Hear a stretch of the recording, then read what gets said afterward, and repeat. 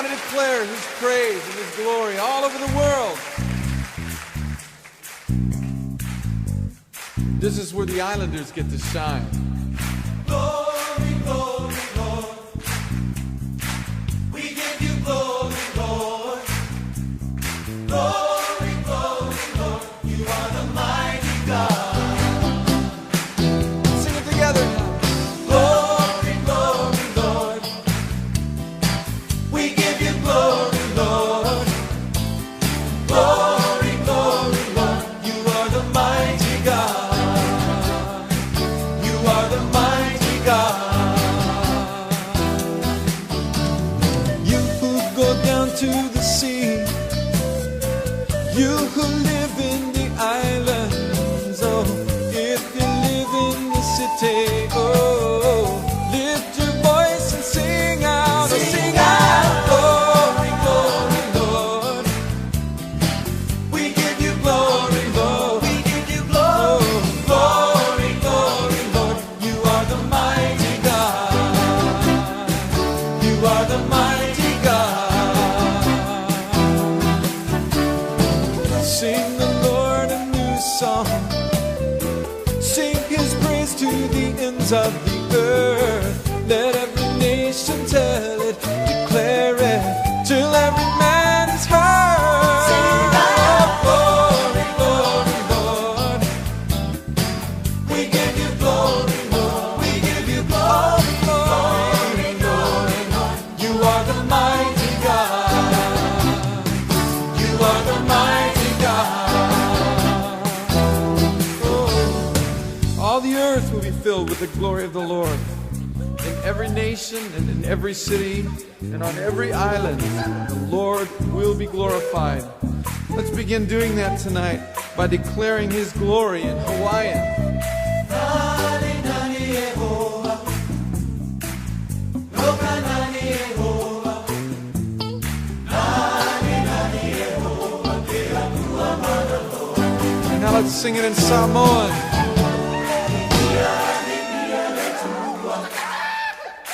Matote via oletua. Vidia, vidia, letua. Oletua matakutia.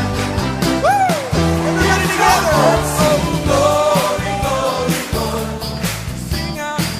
We give you glory, Lord. We give you glory, glory, glory, Lord. You are the mighty God. You are the living God. You are the only God, You are the only God. the mighty God. You are the mighty God.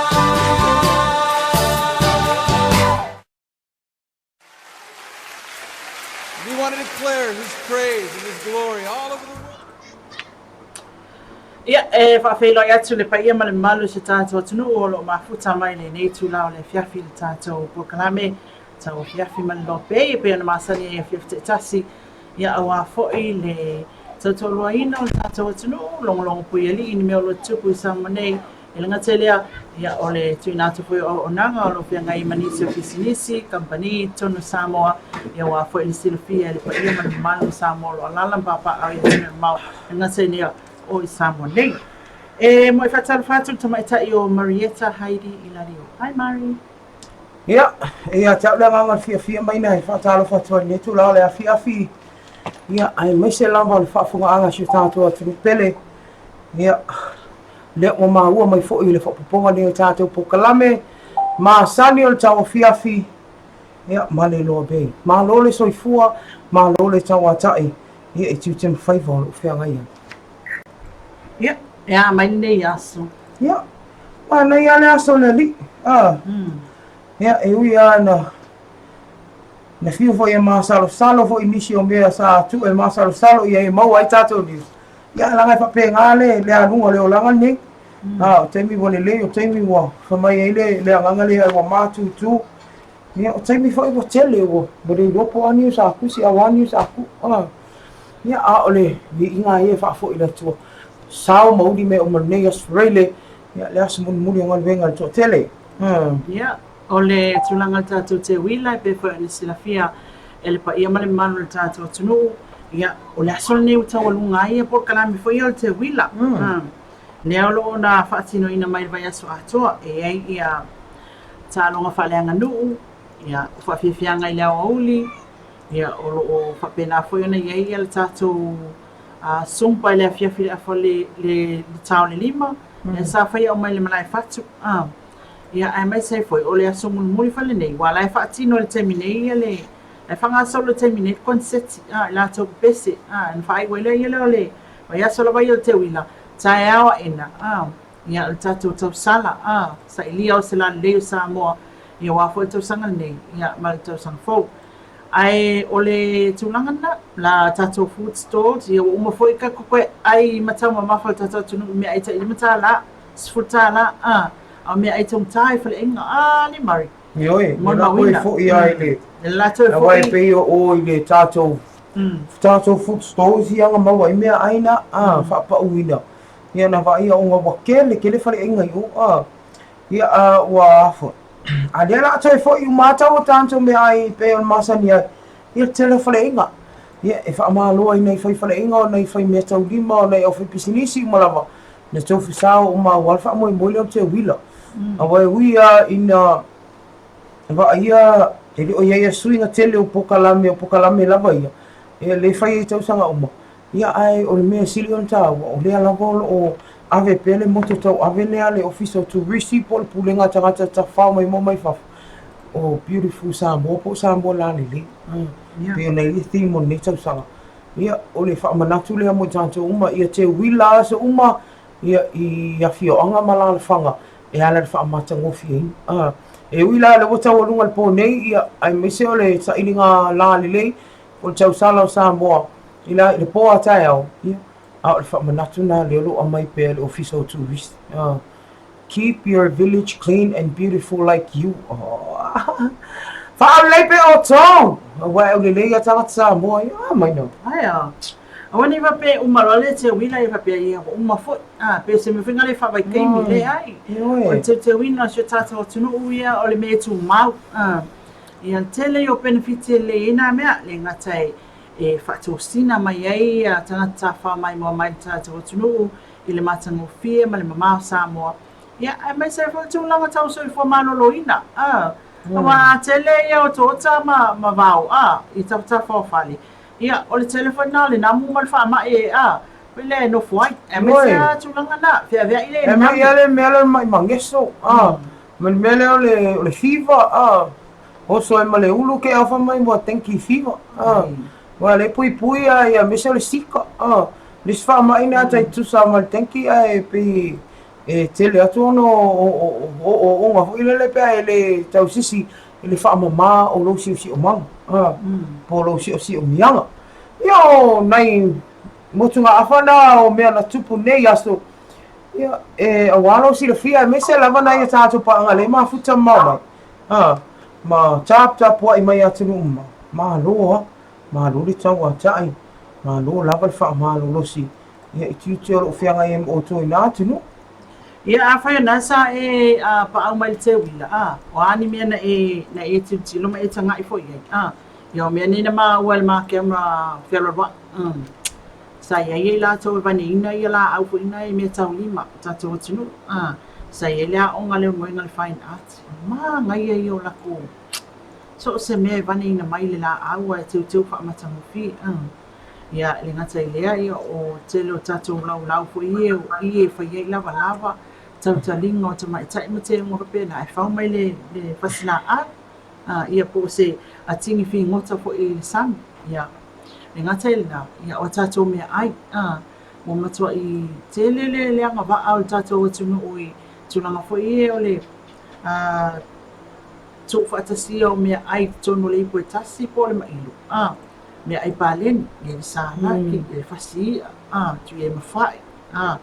O tulanga na mai tawina. O lea o ngā fo i lena. O le tātou te wila, tau sanga te tasi. E ngata lai lea, ia o la au fo i. Lea o tina whaatau mai whailata tonga la au tele i o tuna ko penana wa ai fo i le tātou te wila. Sa whia ngai fo i mata alonga. Tai peila o ta alonga fo i e Samoa. Toso ngā maia, na langa ngā ato wat kaltoni. E ia nisi o la ai whewa, e mkwale i loa langa le ako au. Ke lo i le ka alonga Kasi ia ui. Ka unga mai. Yeah, Ka unga mga o ke alu ai. Oleh. Kereimu. Oi, yo talong. Za oleh mo mafofos kalong ngai Australia. Pe la kalong ngai kia ba ai. Wa le ang oro mafofos. Yeah. Ka ai maki a umal po kalang kere maki ai ele mo sa. Ita siya talong ngai no mafofo ya. O le si mea mga ngai demonstration o humu. Yeah. Awa ia le sa mo fel wa efem ele lo wa fai mea nga. Vie, al ke mi nga ka pua yo ka famo. Mai anga fai demonstration o humu mo mai pala langi vai, mo pala langi. Ede kau dia sa mo venga le nga la ku bol dua vai sa fa mai. Low chow low cherry low cho usulol pesengo. Ninga sa se ai. Papalangi. Ya, itu sila fia lah. Ya, waya batual palangi afia mana ol palangi. Etango e fata ele of wino le luang. Inai fengo o swabaina.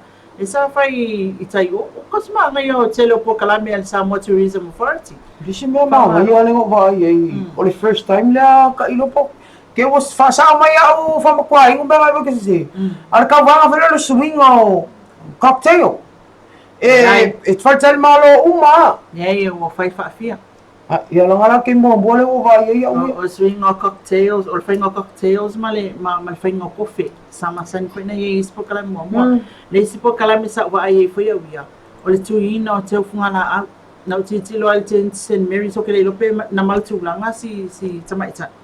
Al ma na ye yo la ni teu ma na ye yo tu langa foi le Zaleni, mawalito mai whanau. Pēlai, o le te mai tau mai upo kalamena le na whai al Samoa Tourism Authority ta te wila to sang nei mau ki ngō whai koe mai kausanga lea. Ia lo alo le mai la wa whai mwhai nei tau wa hai. Lan me la le mwhai nei tau wa hai. Kere ma ke ar ka alonga lang ko ke aru e wang alonga liska. Ai, pawata alonga le te ilo e uia na e tau le stala tau wanga whetitala. Vai. Malaka o kwa ka le bia o ke pi. Se sa wala ska mo ke pi. Nga la ke yo bo se lo mama ke vai o lo mama. Sa ala ka la ke pi on pope ya mai no ka ma e fo mai no fo fa. Tau fale tono no ma fo fa. O le wa ma tan tau ai mai ta ne o ma futu mai ka ngata. Talo fa tilo o mo vo tilo. Lo ingale mo tilo le fia fine nala. Nala o ia na la vea o ia I tau pau mataala. Hai tilo, ia tūlanga lua whaatau wuu. Ma lo lava, Angela Moe, Peter Brown, hi. No, whoa. Oh. Anga funga, hai anga. Nga oi whea whakalo wha mai. Yoi. Efo, hai Efo. Le mafuta metao Efo moalele. Manui ania fiafi ate oe te maitai leo satini. Le talo whala sunga pali. Ya, Max anae, talofa e vile, hai e vile. Ya, mangafa. Moi va ya Max ya. Kulau ka alunga e fiafi ila se nga mau ila ma ambusa e ka uma I fa mer I ve. Ia la nga sao. O ta alunga na sa mo ya so ia. Ai. O ke o so fu ka va fu ka alunga Max ia le ka maki. Au o le ka ke ma fu ka e pe o fa so solo ngalo mea. Ale nei tu la haujo TAUAFIAFI. Ia TAUAFIAFI ane I falau ni o tamantene au lele. Ia o wa mata o fie wa le o fa le wa ina ia fa tuanga ti muga mamafa pe ona ia po matala tona po le am tanga vai aso ia pe ona vai tau lo wa me tau ia lo fangia le tua ia le fola wa sa mo ne as Faraile ia le wa fa le wa ina ai se lo mai to tala tau le ia ona fai o fofuanga o sila fia ia le fai nga ia nga I tau ia ai sa le ia tala tau I mo yanga ka o ngai ngō me I o matangi o le tonga, o le lai, so e lau. Au I le pe ka keilo al ko whakasinga. Mai sa vili mai sae mātu sae. O le kele I o whelawa sa ingol me. O I ngā le pe ka keilo ala le sa o ngore I ku le ala sa vili. Ai wa whaga mai tāne al tau pe ala langola ina mālosi. I al whaltali mālo Skyview Villas ai mai se o le The Well Venue. mo so singa mana tu ai for the well venue ya wa ai clients ngai ka vidi me o different time ya ai se alo fa anga se asfanga tala tawa vai nga mo sa mo fa mawina lo fisa vai tawa fa lima la fia finei as Faraile aso ono leo 6Setema lua festival maliva winga le tau o se vai nga pe o ma le ea ta oto I saute sa mo fa atasi ai au matimu ai pe tai o au sa vili mai se sai alo ti ai la tinu o fa tuanga mo tinunga mafa o fa le a mai nei mo sa mo polu matu I sifo fai fa pia ai manono ia fa pe ai ma polu atoa e ofitia se vai ngole langi e au mana I timu pu fa pe ai William fai tili e ono ia I le ponei mo sa vai atoa lava lo fa pe mai e ofitia se vai ngole langi e au mana I timu pu fa pe William fai tili mo le ai atu le asa tai au mo le asa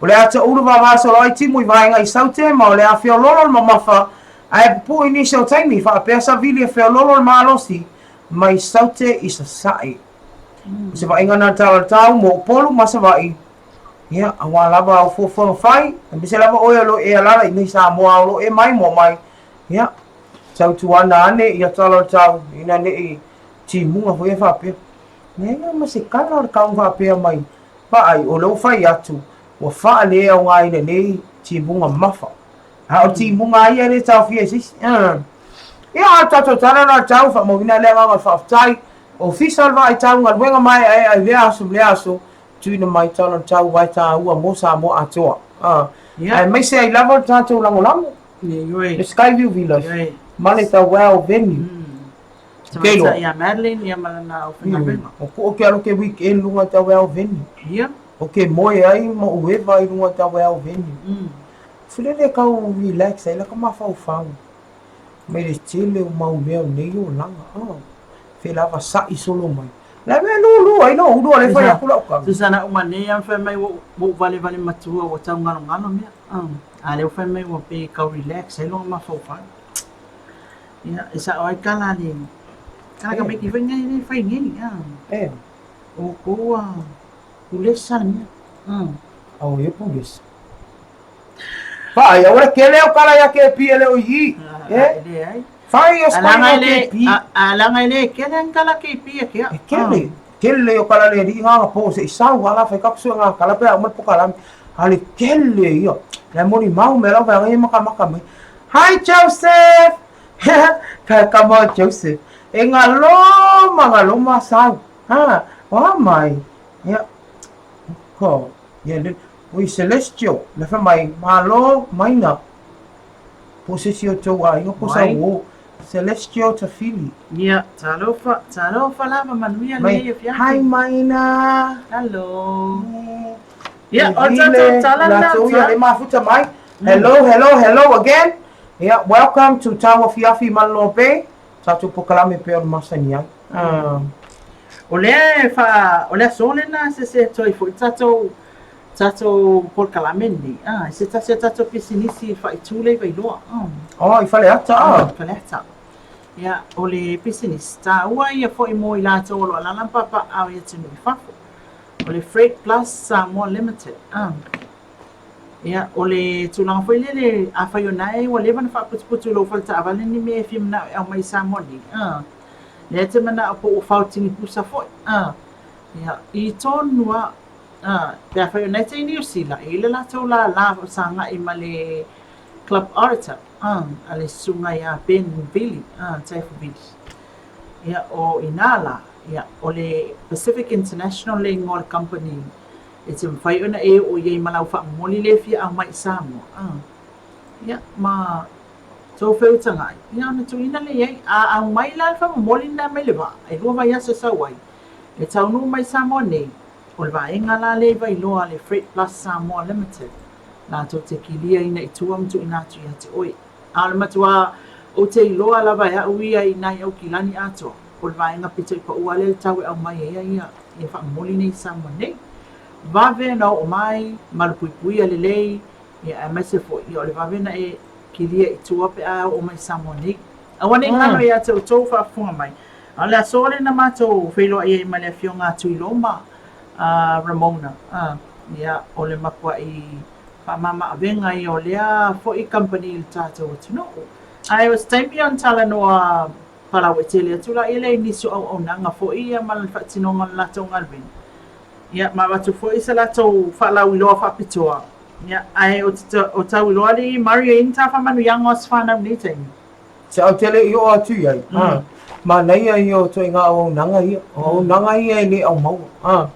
Ia wa nei au na po ua whaingo fia mea uma ona o au nanga ia tau freight. Pe au na talatala atu fo i. Ia se tasi neo tātou company le utu maintau au tātou tinga lue whatasi. Whatalo whatua i lea fionga. Ia tui loma, ia emise pulenga mo leo whinga winga atua le Freight Plus. I nai mai loa whaleata. Ia asi ane lo i lato Facebook page. I te maua ia details, contact numbers. O au nanga ia mai seo o le mea tā uale na tā uale uso ia maina. O vaenga o nae whaonga ina mo nai a tātou tangata i nai New Zealand. Ia emise foi ia o au se tālia pea, ia manisi atu nuu. Ia se i uma whaalawa i tele atu. Ai, o whaamomoli o mea ia o ha. Au le tu ua iai mani la pisi. E whaamamafa i fu. O le whaamama awenga na. Pei o na whai atu. Ma lo lava ia le tautua fo i le Freight Plus ia. I te tono le atu nuu. Ngā loa tausanga i rei fau. Ia, ngā loa lana tautua. I tono tātou atu nuu. Ia, au te iloa au lava ona whailo fo ia nisi o tātou, au le whailoa nisi o tātou company. O ia ni whamanu yanga i nāni, Mari. Ia, o le whamanu yanga nei o le as whanau, ia o le tina ia ake nese Paulo. Ake nese Paulo o mafuta mai sini au se tālia. Ia, whamanu i tele le atua, ia, e musu ake ngese ka uang kausanga. Ona o le mea tupu. Lo lai titi lava fōringa o kenge se awa makua o kausanga. Le sila mea tātou, pe musa tau sanga a sōri, anga audi asngi o kausanga pēnga. O fia i ta. Yeah, anyways, happy birthday a kenese, whamanuia le atua, ia i lau soifua, ia tautua o lo ia i nā antanu, ia le ngata mō lau lava a inga, ia e mō a inga i Samone, ia o au ia o lo alo lofa tele atu mō oe happy birthday, ia se umausa te mainal pese las whanau.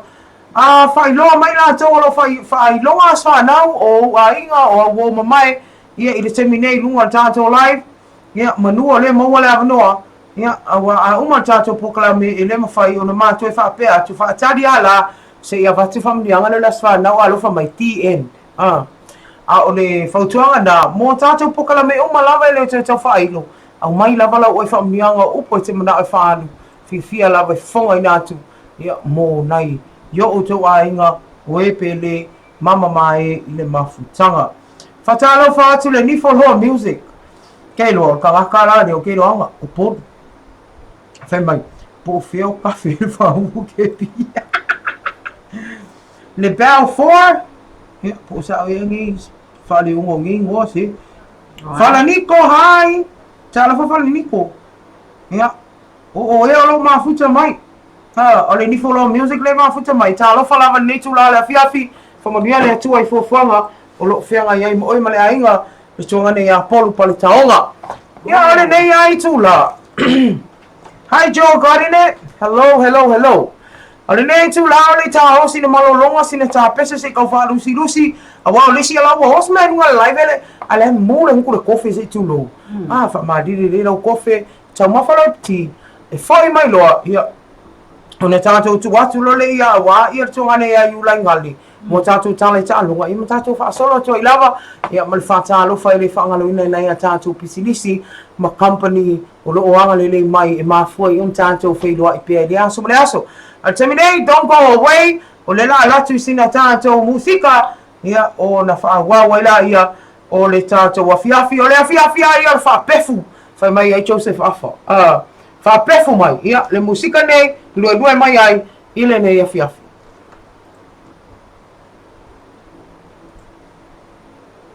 Ia inga matulanga mana o mia mo le whao i nātua le elitise i lo mao ta po le bisinisi. Ola tus, oi kia umaro. Oma, koe ale kisi. Oi na koe aro fora. Koe ala fai mori fai le seng. I fa pepe kai wai so sisi ngamia. Ia, ma fai mori fai longa le seng i fa kanga la tula fo le kisi. Ka sa inga pe hika wa venka o kisi. Ke. me fui baby. No payment, no power, brother. Mo nisi whamatalanga wala au mai le ono 55 o le ono 55 whawhitu. E tāua lo malama lelei ia inga.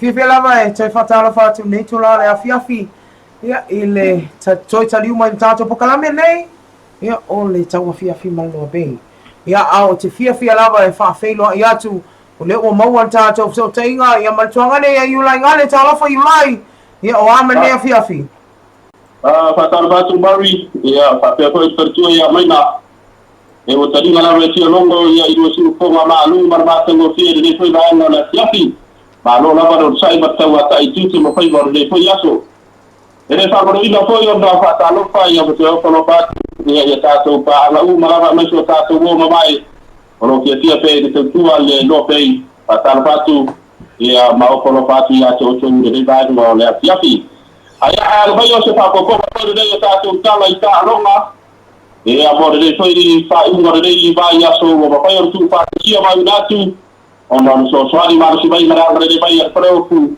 lo so lo fa agre de piba puti ya i to nga fu ma sa de fi ta to ta mo mua o le agre de ya ma sa bo na sa u de fe no i ma wala pis i de up for fit to de pia ta i le Park West Stadium i Paramata on ta so problem ta si o Jordan Lei Uka Reini Wia Prof. Número Toro, Michael Artoa, Loca Número 4, Pino Paulo, Loca Número 5, Kenia Pepe, Fleca Número 1, PJ Ioane, Número 5, Jack Labor, KPT, Nico Del, Tato Número 4, Alpha SCT, Aposa, Alpha Scott Malo Lua, Número 10, Tusia Tapisi, Dovingi Número 5, Tasio Espido, Second 5-8, Reidi Low, Central Street Kota, Apati Leua, Dovingi School Far Fashion, Tuataloa, Markur Peki o tim Nana Williams.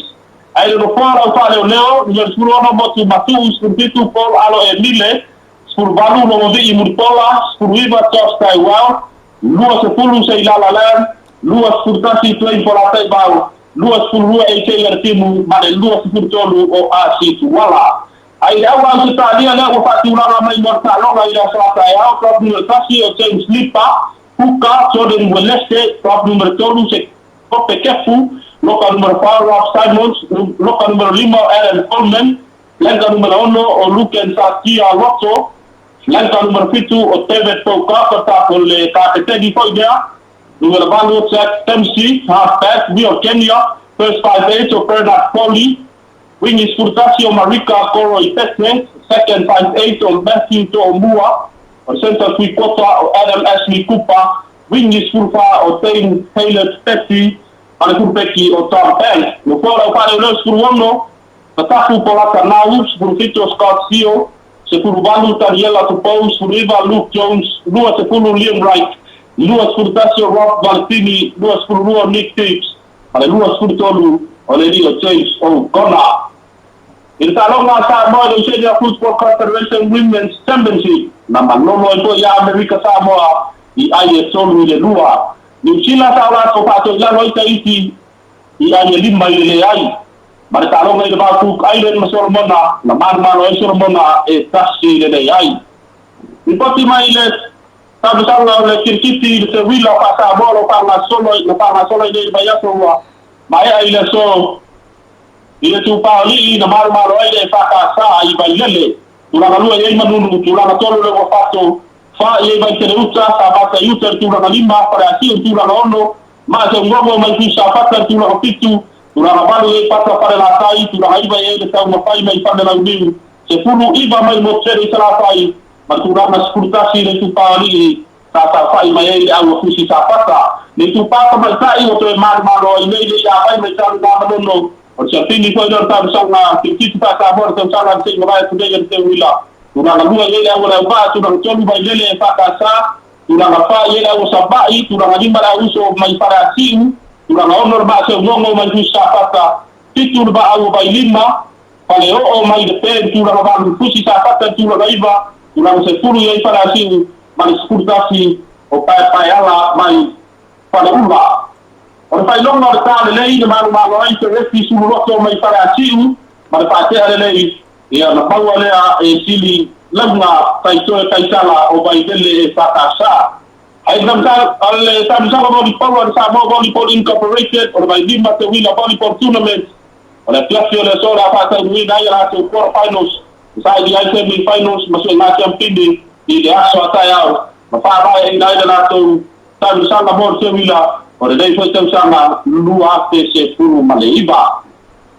Marka to sala paiu o kuwa bara ina yai ia ba no na lu o ta misanga plus kai na to sevens ia ta ya ta ele tu la balu ia ba o le HPU to la mato wa ta sei foi marana ta normalisi the ACP stadium ni loto pa ia pu ei o Frankie Tabauli Black A1 Church, PPE Bayala, Marawa, Pulpi, Bayima, Mary St. Joseph, Osakawa, Olisaka Momoa, Marawa Malia, Pulsi, Aratis, Una Lei, Oliscopa, Male Frankie, Tamauli Race, the Pulpi, or I was selling more for a needy papel, Sasa, Iba White Lion, Puli, Tamasila Island Resort, Mota, or the Lions, or the Step Marine, Abai, HK Kyle Abaiboso, Pool F.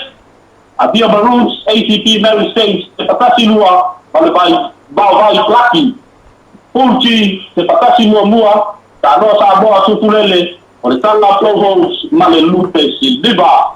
Ole Taiwan Tato Talita, Longa More, the Day of Yaki, Malay by Yaso, the Bowas of Papa Yaso, Mapua Yaso, Pong, Apaye, and another way they tell Tamari, Papurana, as what way Balu, when we Filipano Samoa. Yeye na bango ela por kutuma paita na rois pale tonu mani ele wala to onda patava mani tere tito ba fai wala kita tu ga yer pa yer tele chota to tru ele na tore de tafi ay ole anga ya tu fa ngoro de foi ba ya so mani er ta foi ngoro pa ngoro man sa mo ila sa ta ya ay bor te dei pa to pa so itu ya fa tai lava ya te tu hane ulai ya mole li poti mai o tato tala ta longa familia fa na tu ai to lam ta inga lo fe ngai manepo ya me shela ngai ya tu lo weekend fa to fa sai fo na fa fo le tanto tinu e me shela ya tanto pa anga ya itala ta longa ai mai shela va o le ana to e fi fa lo tanto tinu a to ile tanto au le manu sa moa le mo sa uni ta longa sile on fa inga ta le aso ta e uyo fa mai ya tu le pol o le ta longa fa vevela ya alanga life ai tau dia ta lo sia ia le sa uni atu na tama fa na ya pe ona sa no e u la ta to au ba la so sila fia le ta to au e uya te le lola kapi ai ta wana e lo sila fia I tama ta alo la so sila fia pe te le lola kapi ya tulanga foi le pe ana yese swing on tato awole I toi au mai au mulmul le pe ana toi fe suya I tato fa ya unga na o titi lo fa tala na ilunga tato internet ya o le toi anga I metamalo to space fe tato au ya male tala na le tun muta ia ta ina foi na ta alo le fai ya la toa le loka e pe pro ia ole o tata na e ao na tunu ta ia tato tunu I talonga lea e tulanga foi le pe ona tu ina mai foi ia le na I foi le tato ina kapina I tato fa malo si au nei tama sa te tilo foi le vai aso atoa nei ma le se vai aso tua ia lato tole ninga le sa fai Australia Olo na naula vai na ia mawase ai lelei ma pe man malo fo le aulia Australia ai o sta longa ta ua le o le anga I tato World Cup ai o sta longa ta ua le nei ele o sta longa fo le na on fatanga fai pe alu le man sa mo e fatanga ta alo ai ko le alfai mai o ta longa fa vela o I tilo I fo ia onga I tanga ta tonu ai o ku o ia pan o le ai on ai le off ya ai ole tulanga na ole wa tata mai ai ilma na yo la ofisili sa fai de sifoi ale tai mele World Cup ile ali fai ya onga tulanga fai le no wa ni mafu anga tawole afata alo isi tangata se local player ma include tono le awe e ave ma tangata mo ton isi tulanga ya le fatulanga mai pe ele o fi ai al tato local wa tato local le ave ya na le sunga me lani matavao ia o representing ia tato local players ia nei na piki tu nei wala sa alo le Super 9 le Ana Chiefs la official na le sa tu ina ile tato fa ia o mai pe tai o le mata ngo fi fo titilo tu tato tama ia me fa fo o le sa nga ila vai la tu konkarate la tu kala pusata alo ia o le fo le fa ngasolonga e ye le tato nunga e moni le upu foi le tato atunu o le sili le ta ilo ta kwai e moni ana upu I tato tangata mo tato loto ma nganga ma fo fau a fa pe ola e o tato tama e atu e mo tato fa tuanga o le tātou tapua inga, o mawhau a toa ia li mara tātou talo tātou pole le whai mai e vai, e whatau waa tātou tama whanau i le ai alalangi. Ai mua ole o bestia i o tātou tangata. A wata solo moia e tātou tau pawhawhapea. Ia aku ngai fo, ia ma, not now. Na lasa ungi ngai kamai o po le al tātou wa ai mai nei tau sa ngai fia, i maua sa tātou ai, i maua sa tātou man malo. Ai o le taimi nei, tā ua tā longa lea ma Australia, tātou wa ngai masa mua tāpua ia tātou tama whanau. Ia o tātou urupe whaalele na, e whaalele atu ia tunu e mamau, whai masui o tātou atunu. Ia o mamanuia mai ia te outou, ia fua mai maunga manuia o sanuu, le au mātutua, ta māmatina, le ngata i lea, ia o tātou sui va ai o le ali o no manui le atua wasa manuia o Samoa, e au fiaia na tama whanau e au ni atu i whaalanga mai alalangi. Mari, ia o si o ngā mara whaatanga ta o le ala mea wale a vea e wha assistant coach. O whaalonga mai toto ale maa nai o lau fula sanga i le tātou au i oe. O le taimi al nei pe au sau noa mai nā se aua le whaitio pe ale pikia o e se au lakapi ale aonga nai aonga ai. I oe, na o na po ale whala maula le murila ma tātou tāpu ai. Au alo whaiva lau manu sa moe le pāta e au leo whamai ulai afa le fitu ili wha ili alo whali alu tātou. Ia, whaatalo whātua i whoi le malo lau tu stala na mo whai msui sa moa. Ia, lantou te pu e ina mali tātou ta alonga na ia, manuia o tō whaiva pu e wha le mai aka. Ia, e miseo li poti. Ia, awa lava, ia, le mai moanga le atunu. Ia, a o o nisi na o vaenga ma nai a le pena sa no ia i ulai i tala i ta longa ia me se foi o soka sole le o ke ko kenge a pango le au le ila pal kaonga pa pe ia la popo ele me tamo mo ia le ma kwa seki ala soka ele tu mama le ila podu sa ia o fakamala e o ke mingi Disinga upo ke vai ia. E o mai foni ka longa foi. Mo ko papala le upo al fakamala. E ai se au fakamala. Mai se langa o fakamala. Fakamala. E ai ale sasi me uma. E ai foi ale pola foi fele le te leo le taimina koleni ai. E ora tsono le malai. E ele tūlanga foi nali. Kwa ngā longi mo ma mea ngawhakingo ma koring. E koe ngā me whapenga. E lo ke ka kola o skadia ye. Isa, e vai a tilo. Pe mai, Mari, fai a hana. A wane i ngalo tātou peki ta alonga le manu ma o stadia. Ka ki au peki ngā. O fula of mangka e au ele maka makaka alonga o ki vi au stadia fualo me ai ku ava yasa. Max anai. Fai mai na. Wa le mo fa ka dia kula wala pi e fasi va mo la mo. Se ma lo nai. E do ale au le afi ka ya. Ya vai, la o fionga nai. Wa nai o maxa nai, o nai. Nai la o fionga e ma wa o ko ni sa mo. E o wa ta fa inga ko a wala pi o e to fo i mai sa mo ka fe la va le fa le olo. Ya o tunanga nai le. O le ta wa fo ta no te wila.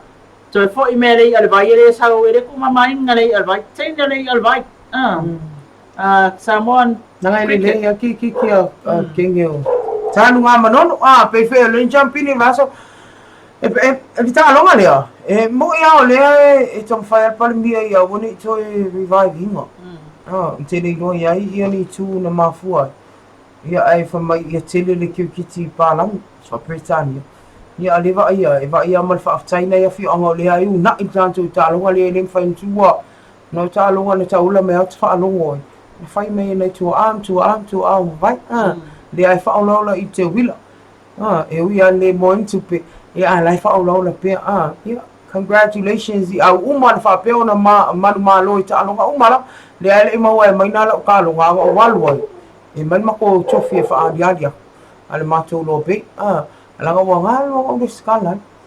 Ia ale nei tula. Ole ia lua tul malo lona lua. Ole tu le no le sa mai nei fa pa i nei tatu company business pe al fa ia. Anga le ai vai anga dia. E di fa sa ga isa to yaso. Mai no. Ia, whakatau atu le Arco Group o Laungang Sua tātou tala mai Samoa. Ia, i le nei fiafi tātou pokalame whakatau Laungang Sua mai ia i aso taitasi. Fexco Samoa Limited, ia mo tupe whamoli mi tupe mai fafo, ia ai mai se whau tupe whaliu, ia a whioane le Fexco Samoa. Wilex Samoa Limited, ia le whale koko, whale sukalaki, o lo mawaile sua le nonu, ia pēr whai e te whia mana umia ia mea uma, ia o loo lātou whaatawina atu ia tunu i whafo. MS Rentals, ia mō tā vale mautongi pe te whialoloa ia i Samoa nei pe a whape o le te whio mai se wha moe moe lo a inga le ngata i leo sau tā whaunga fo il tātou i tunu u. Motonga Complex, whaftai tele ia sufali, ia male a whionga ia lipa mata sila waa, ia le langlang sua mai tātou proklame o whiaftai tasi. Cafe Laterano, ia le whaletua ia Lucia, ia male whionga am tuanai, ia lo whapena ona tai tō luaina le tātou pokalame ia le tuk mai tau au al Cafe Laterano ia lang sua le tātou pokalame le nei mai sau tātou morning show le tai au manuia ma le LOABAY. Skyview Villas ma le Dawal Venue whaftai tele i lau sunga Madeline Fong ia ma lau awa foi ia le anga le mai le tātou pokalame. SSAP Polisap ia malola whamalo atu ia asomua ma le vaenga ia whapea foi ia le whionga tofi lau fiti le ngwai, ia au mua ming le ngwai, ia le lato fo isosoan mai le tātou pokalame o le fiafi, e peo nei elita o fiafi le nei man LOABAY. Beaver's Boutique, ia o loo anga le mai elitina ia Maria Beaver, ia lea o loo whapena o na ia taunga whaile suina o lava o la e o politasi, so o se to inga ofu skaili mo teine, ia o tina matamaitai, ia whapea fo i li i o lato aloa i whaitanga, ma so se mea o loo whapena ona ina ia Beaver, ia Maria Beaver, ia awa fo ilo whaalale le ina oe, ia mal whamatanga fo ina, po se mea alofa fo i tu ina atu mo se wo i o loo fia mana mia. A whiane ia Maria Beaver, ia o loo maua o maina tūlanga i le Beaver's Boutique. Samoa Tourism Authority, le tātou official tourisi, a tāta whamai mo mai Samoa, lo fia ngai mo tātou te wila, leo whamai aina le sore ngata lea toi o le tātou tausala, ia o le tātou atunu o le salan leo Samoa, leo lasa i lia le pua tai au, whaftai tele whamatua inu malo au waa, ia whamalo fo i ngā ruenga le lei, whapena on whatino ina le niva yaso, le ngata le whalaulo ina o Samoa, ia MSA fo i ona i tātou tangata whai pisinisi o loo whapena ona mawalai i tūlanga fo i o le whaatau atu ma whalauloa lato o loa, e ala le te wila. Le ngata le o le te whangu mai o tūmaanga se tātou tunu, le tūta alonga, i o mea tau lima, i a MSA fo i o le whaatino ina o tātou tau mawhai peo na i le whainga sua vaile whai ane tuane o le whale Samoa, le Samoa Tourism Authority. Awane i ngalo i ate oe, a whai o e tono le atinu, fia maua se whamtalanga e winga i a tātou mataanga, i a osos whamtalanga whaatau i tūlanga e asesi mai Samoa. A whiane le official tourisi, i a e le whungawhale mua, i a o le fia me, whaumuina, fia me mata awha whaumuina, mole no le lua, ia i nai mtangi a lua, lea ua wha ingoa nei o na mauta o le Apia Waterfront. Ia, ai le ngata leo le EPC, Electric Power Corporation, mana lato au whainga wenga whaftai tele, la ua whionga lupe matasila, ngal malemana, tolunga tātile, tui malele I whano, ia, le au auna le tātou atunu, e ala le malus anga tau el tise, ia MSA fo I o langlang sua mai tātou pokalame ia whiaftai tasi. Vailima Breweries, o le tātou langlang sua, malosi I o nisi o tātou pokalame, ia o le amatalia le tātou pokalame nei TAUAFIAFI ma le LOABAY. E mai sai la ia tātou Freight Plus Samoa Limited. Leo lo vailoa, tai tele atu le whionga ia atu I Loma Ramona, ia malo lātou au waa, le langwang sua mai, ia e mai sai fo I o le talia, ia o le whaatala o lātou tātou pokalame nei ia tātou whaipaanga whaatasi, ia wala fo I le whaalau I lo atu le ngata le to'o o nanga, ia o le maua le whasosoani ina ia o le tātou whaasalaunga ia I lātou o loo fia mana o mia, e nei whai au nanga I so tātou tunuu, mai so tātou a ingo lo o lalam papa a ia tunu mau. Mari, nei ngalo ia tau se sipesi nisi whamamoni. Wa ale o memory sole. Le ai seki anga e lo sultasi a tau sanga o lo memory. Nisi na o company impisi nisi. E pe o na mawhai o na tu mai tau au ma anga le mai ma lango mai lea I mafua I pea o ni sui nātu a tātou pokalame lea fiafi ma lea tae au o aso taitasi ina ia tātou mili tino whaatasi ma tātou whaiwhai mea whaatasi ia whaatalo whaatia te lima tapo I Thomas lea pai Junior left out. Why are you being left out? Yeah, o le fionga yana nai vai le fai mea o ia ina lai. Se lo fai ana nai fai silo pek peking. Le fa mo lu ngap ma no ila of sama. Yeah, for my Peter Brown, go the Manu. I bleed blue. I bleed blue. Chau tua nala ta po inga tau. Ya wa tam fa na we le fengo fie le ta longa. Ya tamine, te loa, ya le avasai foi o tātou po kalame nea fiafi la tā o sina tā musika pupu alea vavi. Ya e whaadusi vai lo vanga le wa maka o le mwhainga kuidunga. Ya ono soi whai mai lea whanga ya tātou tālafo, tāla mai sā moa. Pe ona lango malo si ai le company ale a kogu. Pe a toi tali umai, don't go away.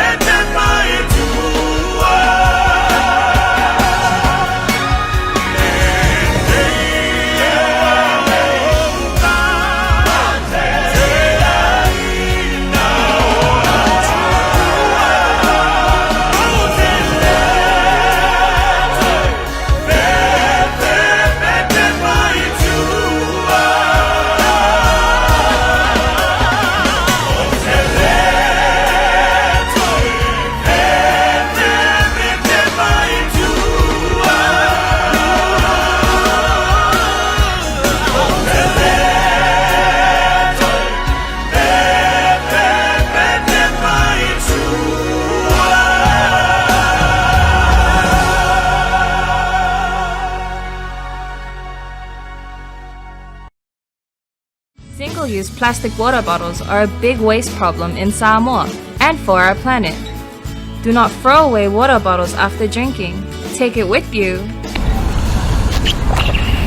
Keep beautiful Samoa clean and plastic-free. Bring a water bottle when you come to watch the Samoa 2019 Pacific Games. Fresh clean water is free for all at all venues. Keep beautiful Samoa clean and plastic-free.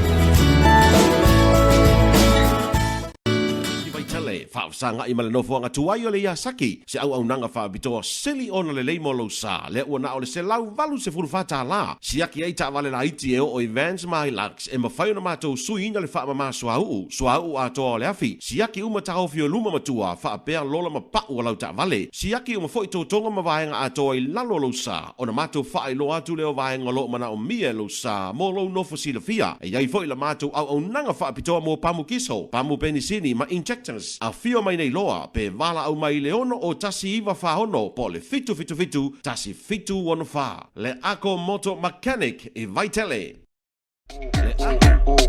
Come enjoy SAB's Positive Day promotion on September the 7th, 2019. All products that begin with any of the letters of the word positive, POSITIVE, will be sold at 10% discount, such as a pen, phone, oven, shirts, shoes, inks, TVs, and so much more. Don't miss out. There is only one vibe at SAB. Positive vibe. SAB is simply the best. Me gusta la colombiana así de berraca, que le dé paca, tenemos la paca y como un pelotero, pum, te la saca.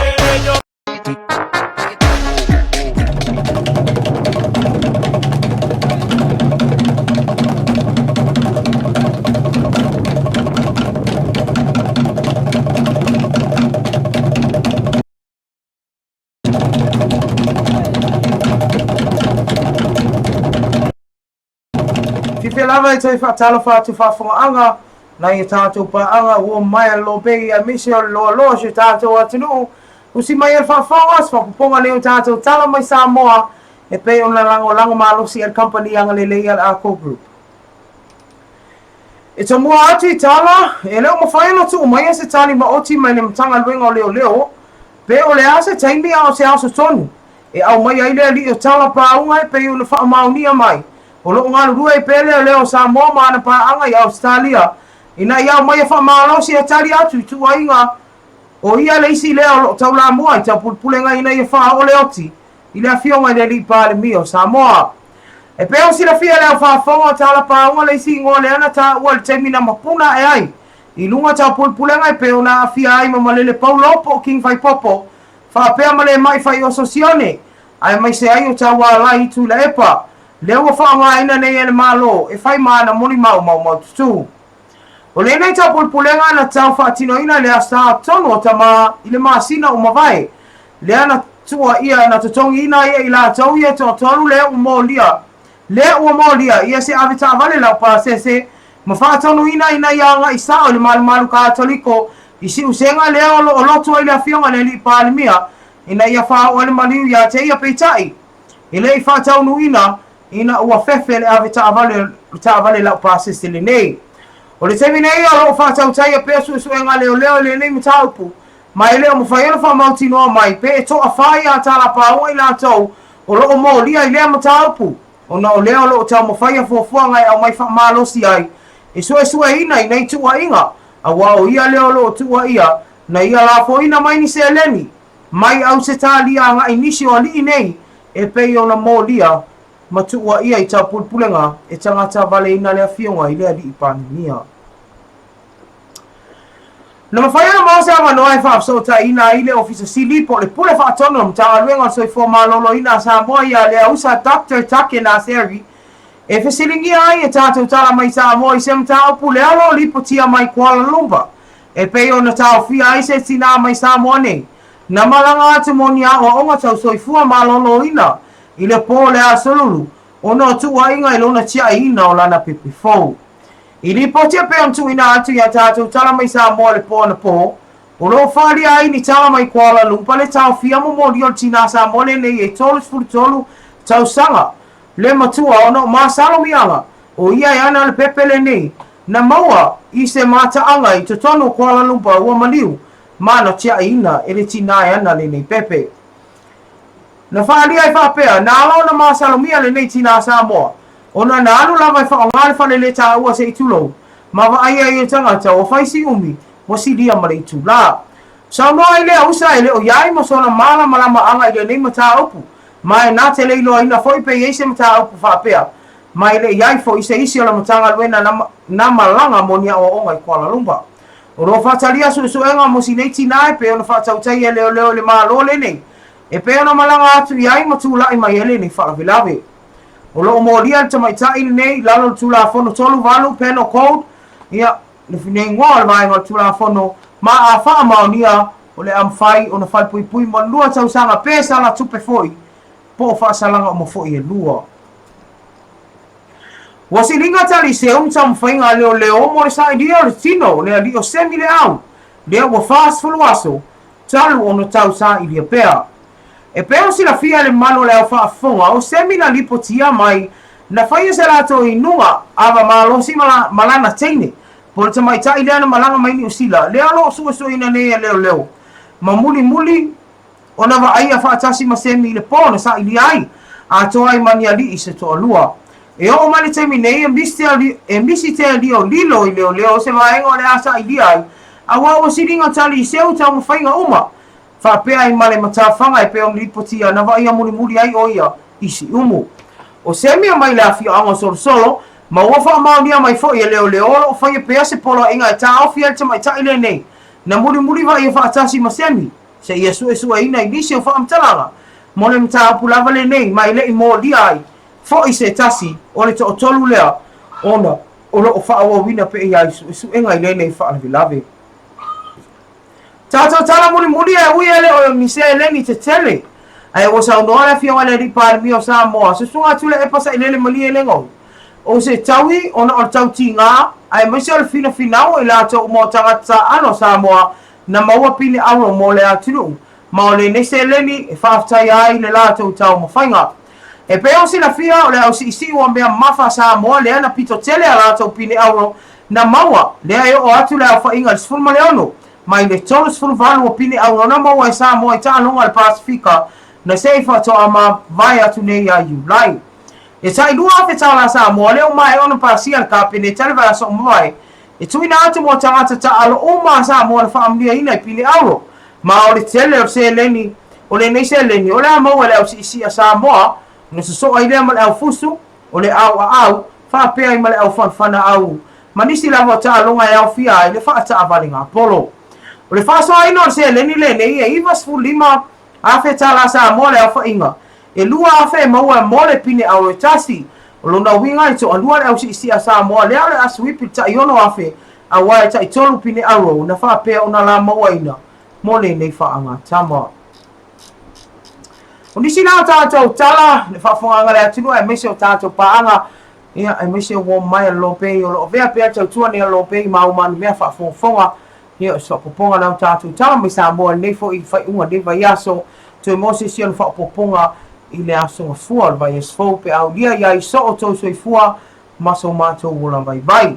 Ia, o nisi na tala pe on tu inatu, ia, awa o le tele la mo tātou mta upo I pe una, tu inatu e tātou tala me sa moa, o lo o tau mawhai pe tu I mtanga ringa leo wai leo o lo o fia sila fia to tele po fia o whai iai pe la o na iai le mta upu nei ia I le rii o semi le au ia wha mawhana le tuai a inga ia wa leo whamai leo ia wasi linga tali seu ia ni sai linga ia po fia a maua ilo le tino ia e o la vai vai nga o le ana fa matala tolu le ai fia I male te mai tai le mai ni sila ia e le o fai lava o mo wa le tino si nei ali ai tato no talo pea ina ia taulu ia ai sausi aso ia una mo wa le fa matalanga ia ina ia mo wa nisi o fofoanga e mafai o na mo wa le tino si nei ali o lo sa ile pea le o fast food aso ia e me so tala le li lo tala paunga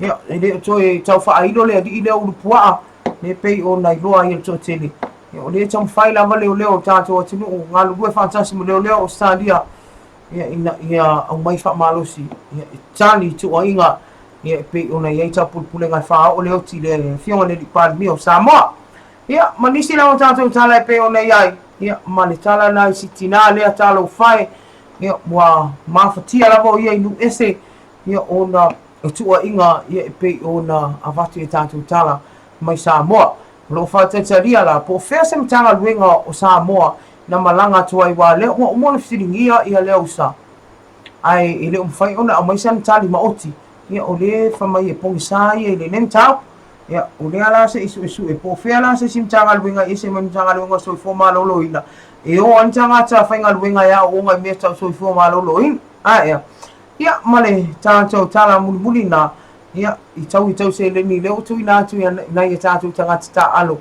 ia toi ave fa malo ia ina to uma le an fa ia ina le atu fa ia ina le atu e ale pine au on to mau ia le ala o sele e u ia le tele pe on fa mai ia ile afionga sa no ile afionga le palbia ia o tala masine e fo i tau mfainga e pe on fenga ia mana i tatu tanga alo te minei na tatu wo sina malo pupu a tali mai fa i unga o tatu pokalami TAUAFIAFI man LOABAY.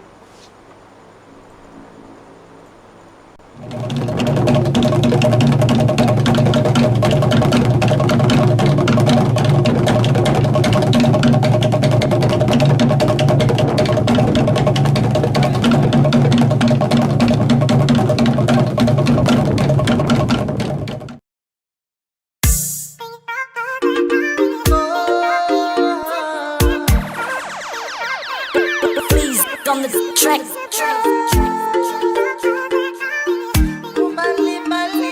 Sick with it. Let's go.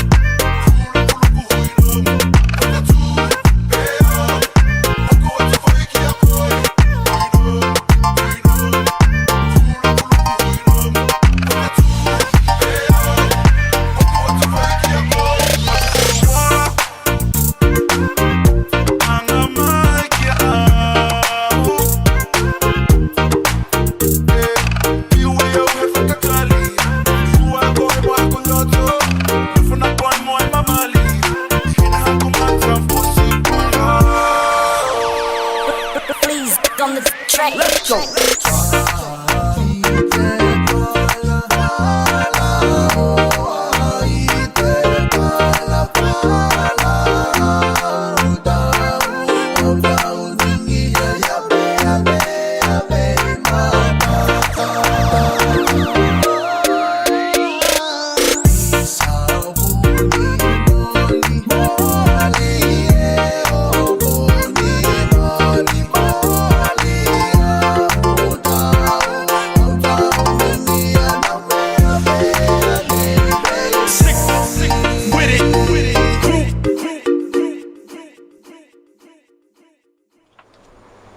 Ia, tai whawhailo i atu i le pa ia ma le malo se tātou tunu o lo o mai mo mai mafuta mai le nei vaenga o tātou pukalame ia o le tauafiafi man LOABAY o le nasa e whaafonga mai mo fo i tātou tunu u e ngā te Samoa nei o atu le mau ia e nisi fo i o tala mea na tupu o tātou tunu u le so tu whaatisia le tamaita e o Marieta Heidi i la rio.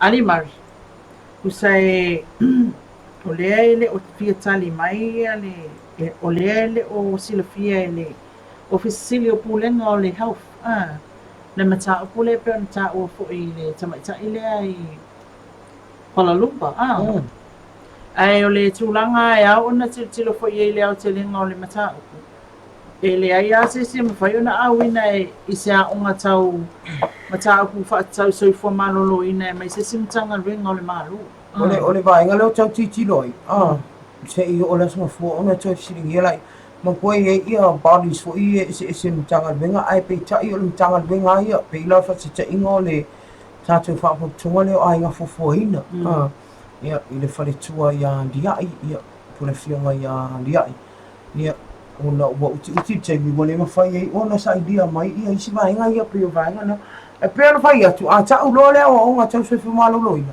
i le mwhai o nā lua ise leo le mwhai o ngā lua ise whai whakoanga le mwhai o ngā lua ise whai vai le mwhai ngā lua ise kuskala mo e lakpong sta ai pe ila le tūlea nā le un tā pāle whionga ia leo sa ia pe tai o leo sila fia ia ma o le tā ua i le isi o malanga i Kuala Lumpur i nia o onga ia se malasu e kukuila pe mau ai langa re kau Samoa ai ole ai le lopo Samoa se Samoa nga lua ole tūlanga whai le whate ia ole whai mai ole lau kene o iloa atu ia le se mata upu whapena ia ona o whai loa tula i le ole wailunga o le Star International pe o le media outlet na le walato release na mai le tala na in tamaita i Samoa na lua tu i le health course ia ai o le penal code 318 na lo fasalaina i oi i Kuala Lumpur su e no mata ia na ele i charginga o mino lo charge no charge mo ko charge wa ona pole na sauli talo lai su o neila la o mo tino o ia ana le pepe ia la o charge ia le do ana pole to no mo fa si lo ma i merisia fa ia sina ma fa tele ia o fa sala ngai tu itina e la tu fa ia ni vinga fa pene ai tanto te talo mo sia ma fine ia le fa no ia ona o de ana vai de ma wa o me le so ele ima wanti na si pepe vo ile tama ono ma sinale na mo wela udi ia fa no ia fo ile ona o le wa ma ta ona pe o le me fua le ngata tia i pepe fa si o tia tangata ma vai ngam fa pe na fa ma ro si o tintiti me tu pule o langa ia o me nga ia ta tu te talo fo langa sa bo ina ia uli masao ia fa ma ma nei vai nga uma ai tātou tāpua ia, na whaiva ia le blue, go blue. Ia, lea ai whai mea ne di donga ngai oi di maina. Pa mai a waksia pusa e whawe e kui ai lofa ia inga pea fo i mele manu. Tā lofa se si lia, ia o le ale me o tua ia, ona e kamin mai. George Pata, tā lofa, ia e vile, ia manuia fo le weekend ia te oi male ainga. Ia manai tātou paanga o ma te lima tāpua i.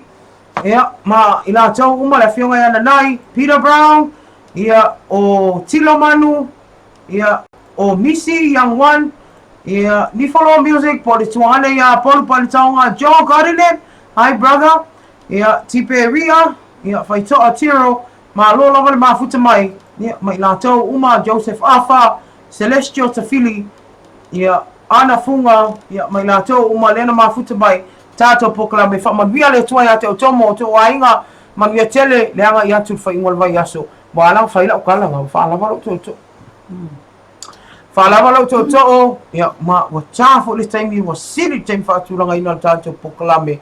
Ai mana tua e pēa le tātou YouTube po uma a lo hola pēa le tātou Simple Radio app i te whaafonga i pēa i whasa langa whaapisi nisi musika ia e ngalo i o ti ngā pēa whapea wa tele le whalavilave mana tuane ia le tau tuane LOABAY Global Networks i lana Simple Radio app. Ia ai mai a te au nei, ia i lau pito la au whaalawa lo to whamanuia le tua ia te o oma, ia o woma mai, ia ai mai se le atunu pele, o lua vea pele tau tuane LOABAY ia mau mana mea whaafonga tātou whailoa i le alofa malenga leo le tua le vais fau ai mo te minei whaamanuia le tua ia te utau o malawa. God bless soifua.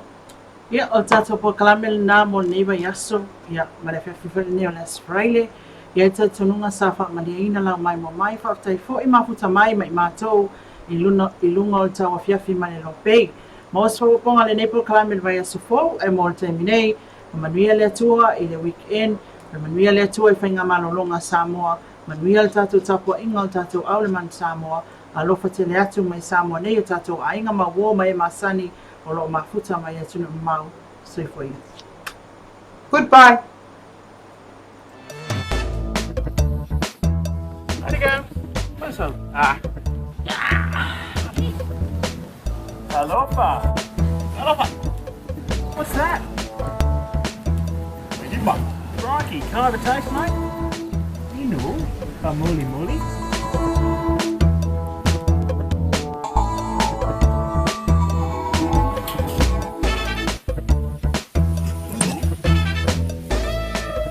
Tough tight.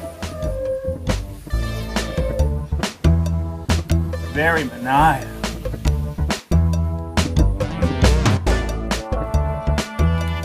Hey, come on up.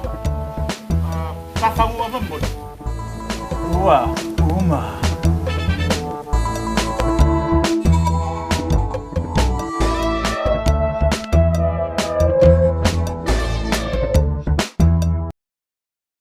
Big shout out to DJ Noise. Someone told me long ago there's a gun before the storm. Let's go. Hands up, stand up. It's been coming for some time. DJ Noise. When it's over, so they say it'll rain a sunny day. I know, shining down like a water rain.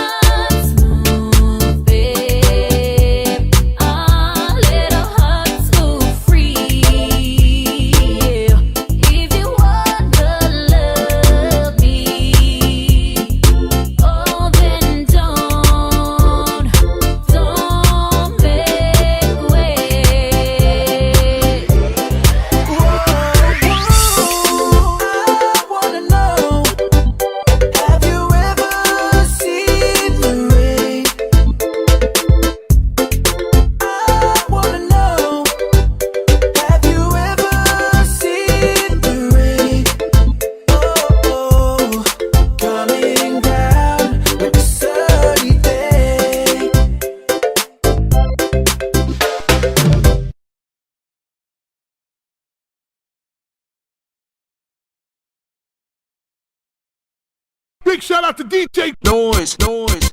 Someone told me